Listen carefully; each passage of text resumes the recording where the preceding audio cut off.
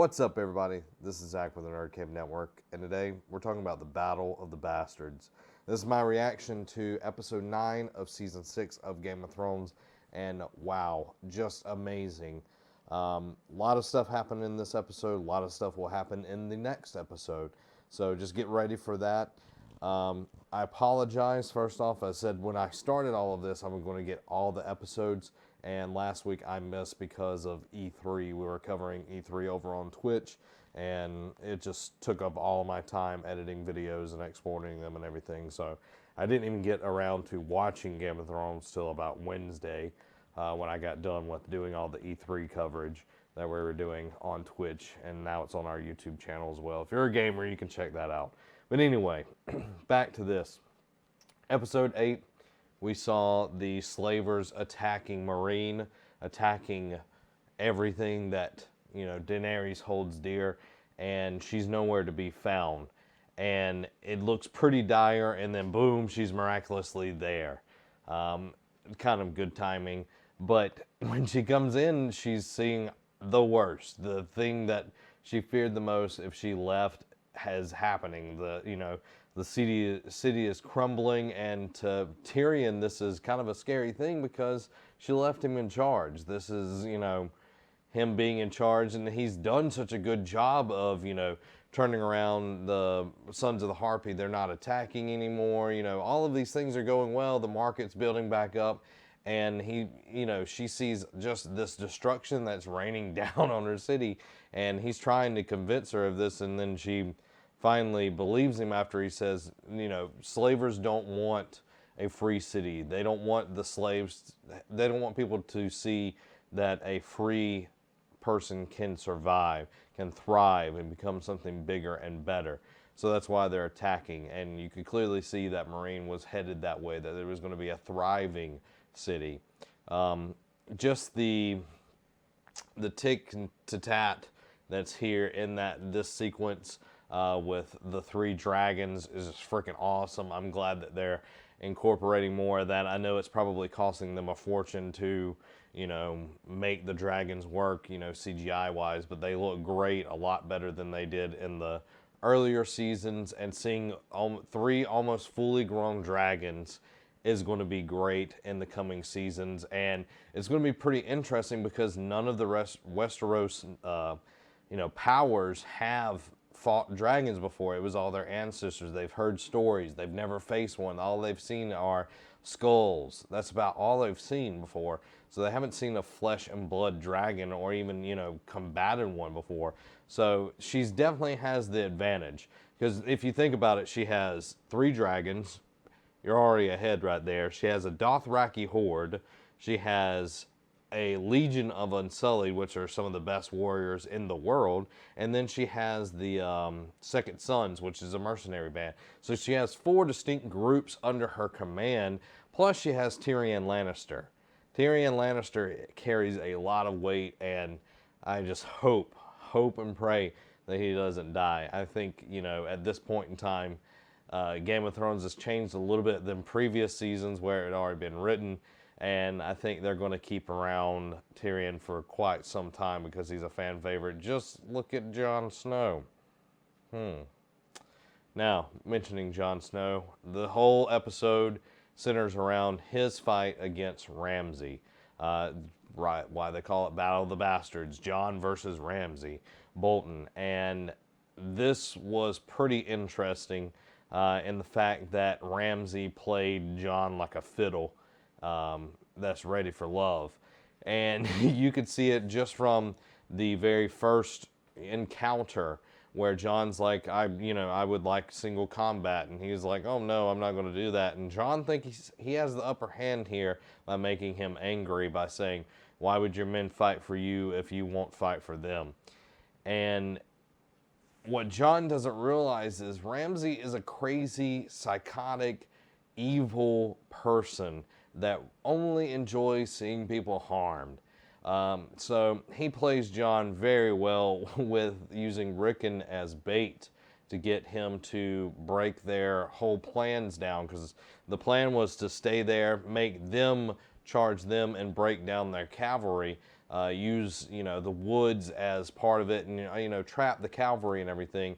And he just, he throws Rickon in the mix, and Jon just loses ever-loving mind.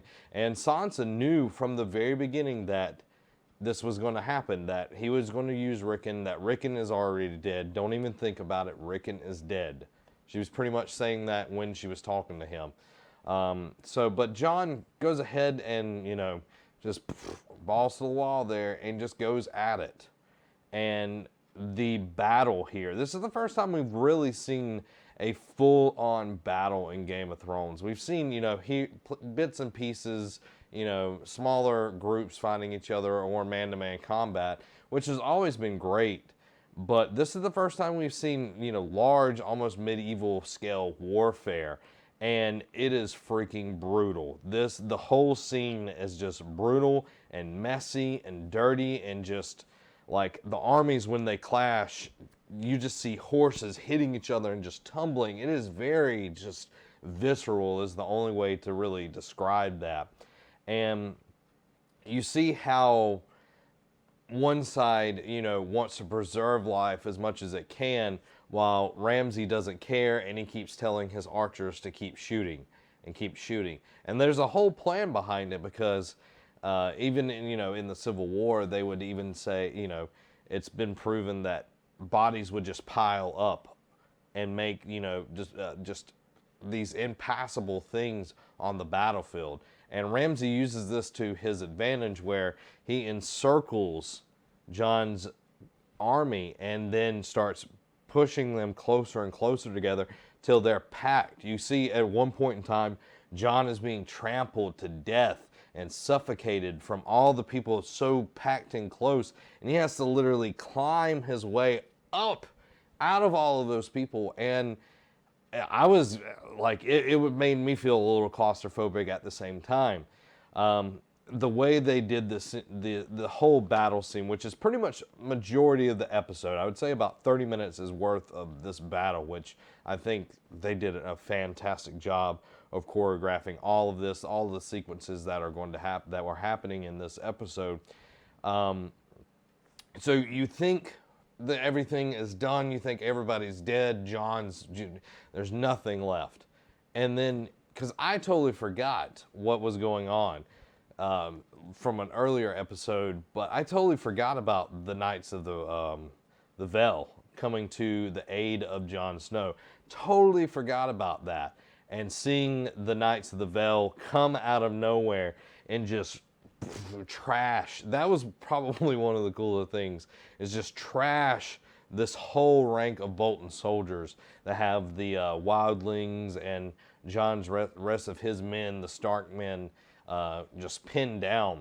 And Ramsay starts running away. And the thing that gets me is when you see Jon, he's been an example of a fine gentleman, a fine person the whole time through this series. He's done what he's had to do, but overall, he's a good person.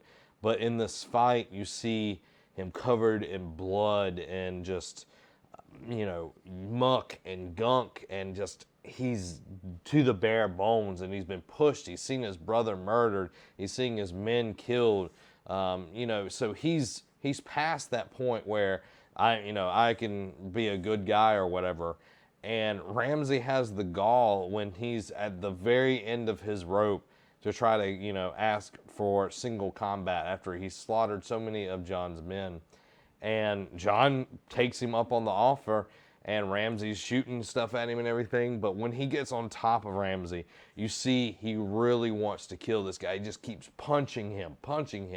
And I have to admit, that scene probably was more satisfying than Joffrey's death in the previous season. I can't remember. I think it was season 4 was when he was murdered. It was way, like, I hated Joffrey, but the poison kind of stole a little bit of that. Just, I want to watch his, throat get slit or whatever. But this, just seeing Jon punch and punch and punch. But when he realizes Sansa is right there, he realizes this is not my man to kill. This is hers. after all the things that Ramsay did to her, mistreated her, used her the way he did, this kill was Sansa's.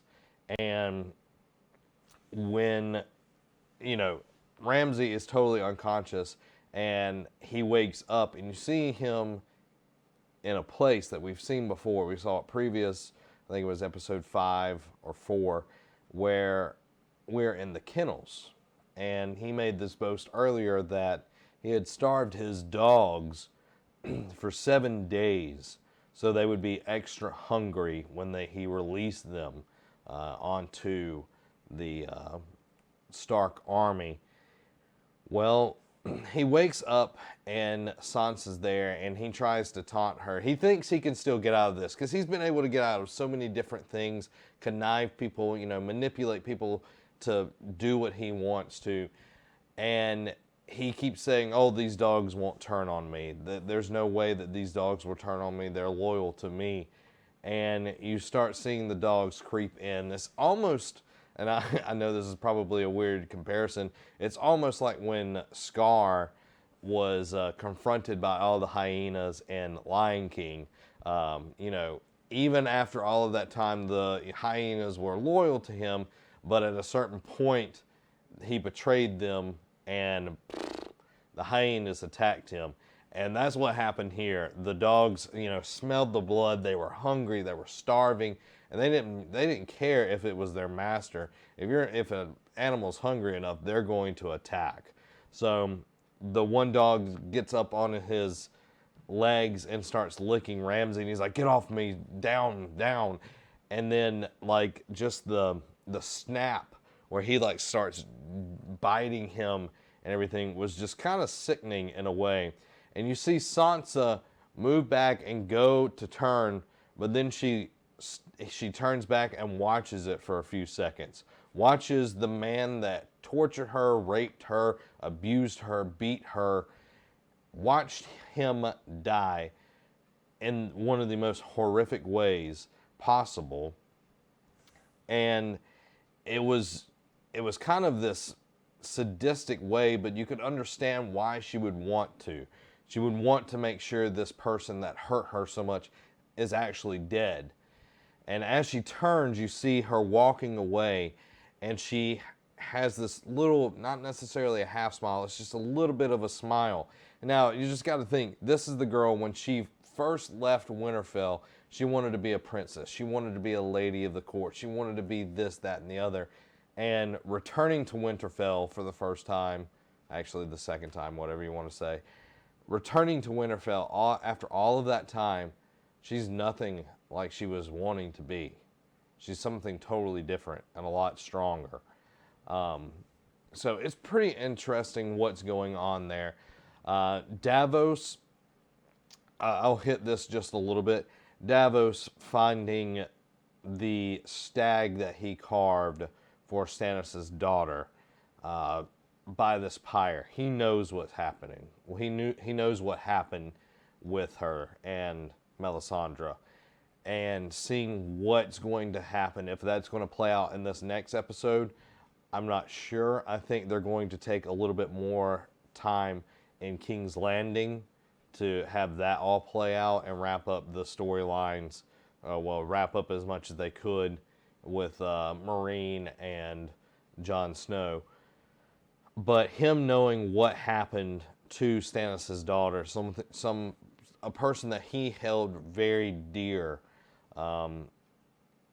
there's going to be ramifications to this all. This is going to be a big thing that's going to happen either in the next episode or in episodes to come. But let me know what your favorite part of this episode 9 was.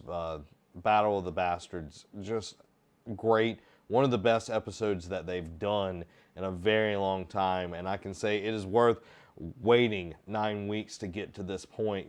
Getting some goodness throughout that, but getting this in episode 9. I can't wait to see what they do in episode 10 because they're going to definitely have a lot to top on this one. I will say, rest in peace, Giant Guy. Seeing the Giant die was kind of sad. I didn't want to see him die at all. And Ramsay, you're a piece of crap. I think I hate you almost as much as I hate you as much as I hate Joffrey.